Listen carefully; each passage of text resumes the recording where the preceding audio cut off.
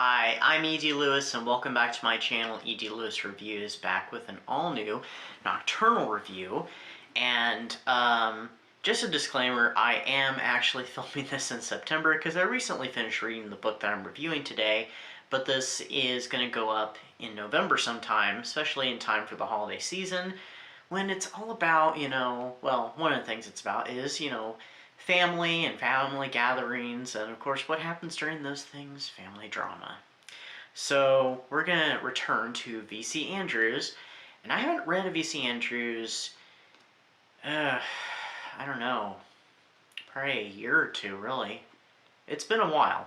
And the last one I read was Garden of Shadows, which was later in the series. I finally picked up and read the second book in the series, Petals on the Wind. So yes, this is the sequel to Flowers in the Attic. And this came out in 1980, and I can't remember what year the first book came out. I know it was 1970 something, but I can't remember what it is. I'll probably have a correction somewhere. So, there may be some minor spoilers for the first book, and probably a little bit for this book, but this book's been out for a while, so. So this book picks up not long after they have escaped from Foxworth Hall, the three remaining children, Kathy, Chris, and Carrie.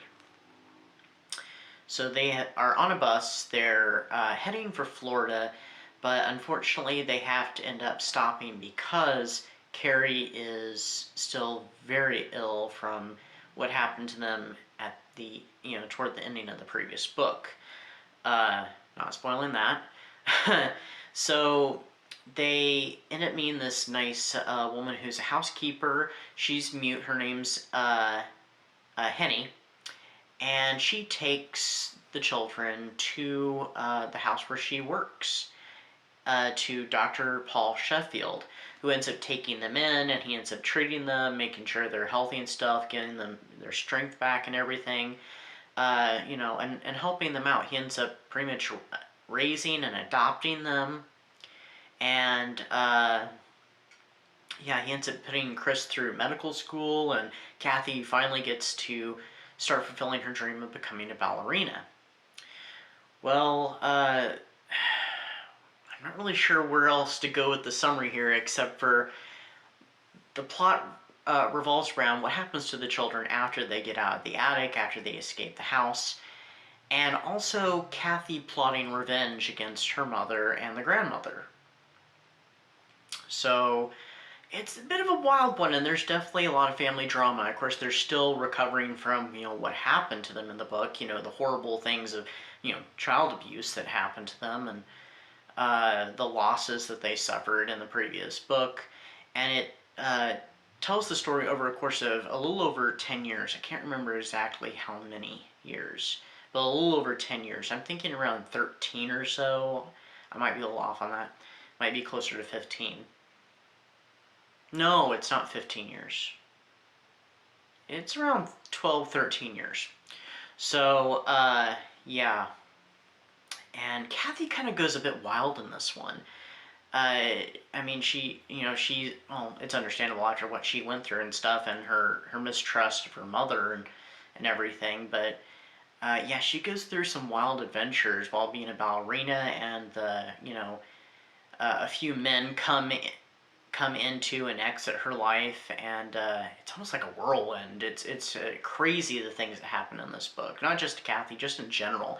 And the things that Carrie goes through growing up and going to school and stuff, especially since her growth was stunted so much from being in the attic, and her being so pale, and her head is kind of abnormally large compared to her body because of what happened and stuff. So, but yeah, there's a lot of trauma this book carries.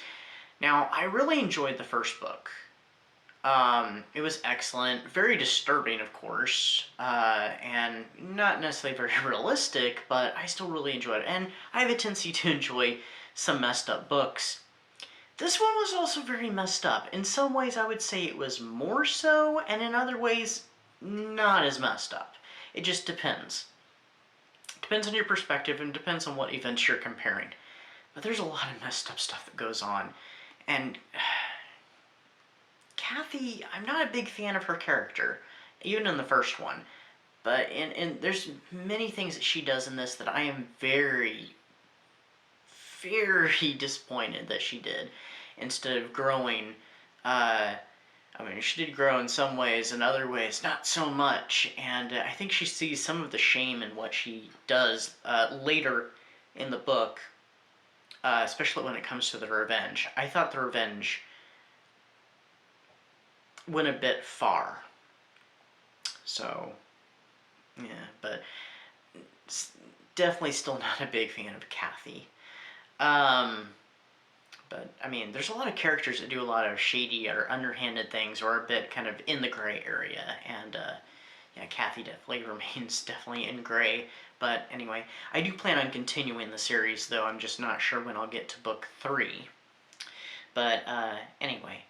Now, I have seen the adaptation of this. I saw the adaptation several years ago. It was around the time when I read the first book. And I read the first book 3 years ago, actually. It was during the summer of 2020 when I read Flowers in the Attic. And I've seen all the adaptations that Lifetime did, except for the adaptation of Garden of Shadows. I still have not seen Flowers in the Attic, the Origin miniseries yet, but I have seen all the Lifetime movies of the first 4 books. And so I had many spoilers for this, and I have several spoilers for the next 2 books as well. But I liked the adaptation better. It does cut a lot of the Paul stuff out. He's referenced at the very beginning of the adaptation, but he's not in it.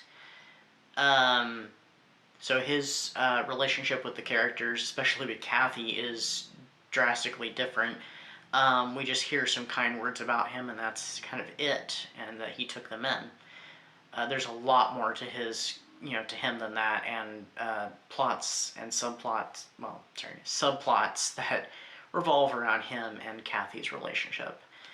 The character of Henny in the adaptation, she can speak. Of course, in the book she's mute. I'm actually glad that she could speak in the film, because I just think it worked better. It gave them, less things to explain.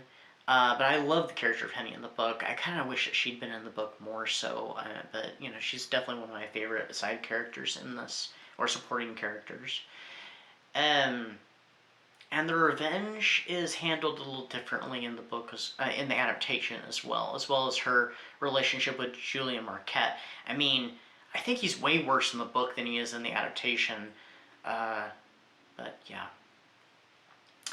Anyway, so what did I give this one? I actually gave this one 3 stars. Definitely did not care for this one as well as the first, but I'm hopeful the rest of the series. Now, of course, Garden of the Shadows, I remember giving that 5 stars. I think it was 5, maybe it was 4. But it was really up there. I really enjoyed that one. I know I really liked Flowers in the Attic. I just can't remember what I rated it. But this one did not enjoy as much. It started out kind of, and then it got more interesting, got better as it went, and then just some of the events that happen in it, some of the things Kathy does is just kind of... But it was definitely an interesting read, very dramatic, very soap opera-y.